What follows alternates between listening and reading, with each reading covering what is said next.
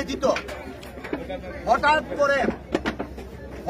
করে কাদের স্বার্থ হাসিলের জন্য আনন্দবাজার এইভাবে ভেঙে দেওয়া হয়। আপনার মানে এটা হইতে পারে সরকারি কোনো জায়গা, সরকারি জায়গা থাকলে তাদেরকে নোটিশ দিতে হবে।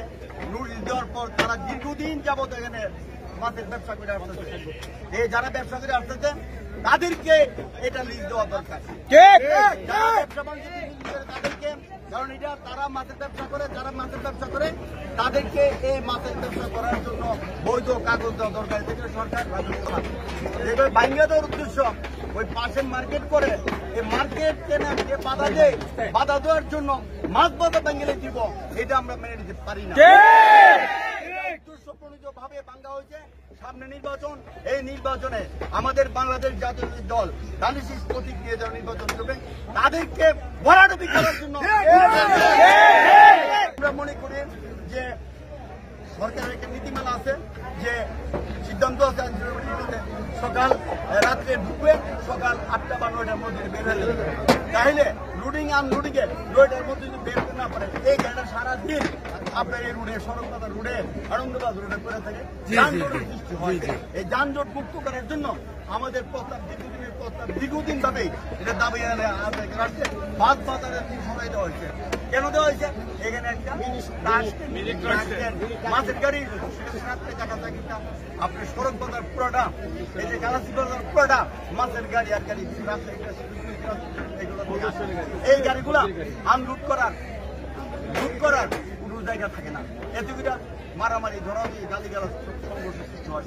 এখানে এই মার্কেটটা এখানে স্ট্যান্ড হওয়ার জন্য দাবি রাখাতে এটা কি শুধু আনন্দবাজারের না, এটার দাবি রইল পুরা পৌরসভাবাসী।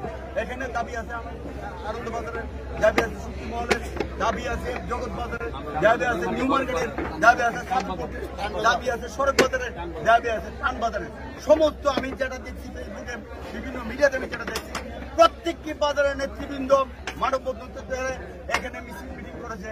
তাদের দাবি হলো একটা কেন্দ্র হোক, এটার জন্য রাজস্ব দরকার, প্রয়োজনীয় সরকারের দরকার পড়ে তারা রাজস্ব সূত্রে দেখ, তারা রাজস্ব রাজি আছে। অন্তত যানজট কিছু হলো দেখাই পাবে। আর যাদেরকে মামলা দেওয়া হয়েছে তাদেরকে বইবিধি দেখানোর জন্য মামলা দেওয়া হয়েছে, তাদের বিরুদ্ধে 2টা মামলা দেওয়া হয়েছে। এমন কোন ঘটনা ঘটে নাই। আমি দেখে আসছি যে ছেলেটাকে আঙ্গুল একটু ব্যথা পাইছে, কামগুল নামে একটা ছেলে, আমি রাত্রেবেলা তার বাসায় গেছি, আমি দেখে আসছি তেমন কোনো ঘটনা, মানে এমন কোনো ঘটনায় তারা মাইরা লাইছে, ধরে লাইছে, ফাইরা লাইছে। এই জন্য দ্রুত বিচারের মামলা দিতে হবে। এই বিশৃঙ্খলার মূলে আপনার প্রশাসন, আপনার ঘটনার জন্য আপনার প্রশাসন দায়ী। কেন ব্রাহ্মণবাড়িয়ার এত থাকতে, সামাজিক সংগঠন থাকতে, বিভিন্ন থাকতে তাদের সাথে কথা বললাম, কার সঙ্গে আঘাত করে এই মার্কেটের জায়গা, এই জায়গা দেওয়া হয়েছে তাদের নাম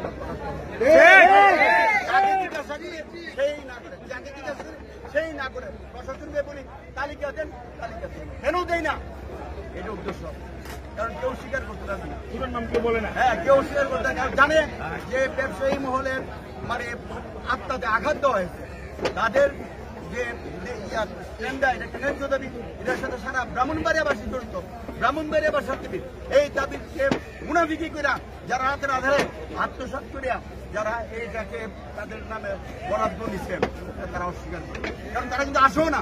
প্রশাসন কি করতে দেওয়ার দায়িত্ব? প্রশাসন করতে দেওয়ার দায়িত্ব না। জায়গা দিচ্ছে বেড়া হইলে হেরা এ করতে,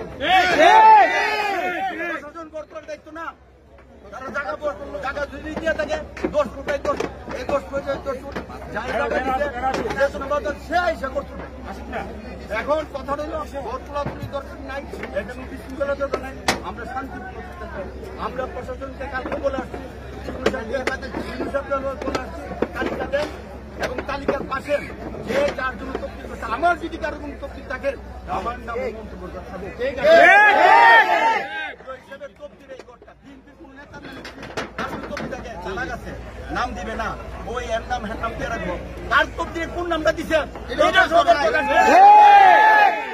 এবং আমি তাও প্রস্তাব করেছি হিসাব নাই, হিসাব আর রবিবার আসলেন, রবিবার বিভিন্ন মার্কেট করে আনন্দবাজার শান্তিপুর নিউ মার্কেট, কাঠ বাজার, নগদ বাজার, সড়ক বাজার এবং আনন্দ বাজার, কালাসিপাড়া এই মার্কেটগুলো যারা আছে এবং ব্রাহ্মণবাড়িয়া এবং সুযোগ সমাজ যারা আছে তাদেরকে নিয়ে বসলাম এইটা যাতে ট্রাস্টেন্ড হয়।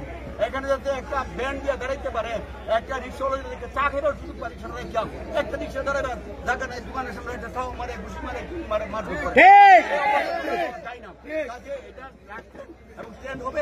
এটা সকলে আরেকটা জিনিস বলেন, কোনো বাজারের জন্য কিন্তু কোনো একটা মহল্লার জন্য না, এটা কিন্তু সারা বাজারের জন্য প্রত্যেকটা কমিটি যারা আছে তাদের জন্য এটা যাতে হয় পৌরবাসী বাজার হবে, এটা যাতে অবিলম্বে ইনশাআল্লাহ এটা আমরা আদায় করবি যে মামলাগুলো হয়েছে অবিলম্বে যদি গ্রেপ্তার করা হয় এর জন্য দায়ী দায়িত্ব প্রশাসনকে নিতে পারে।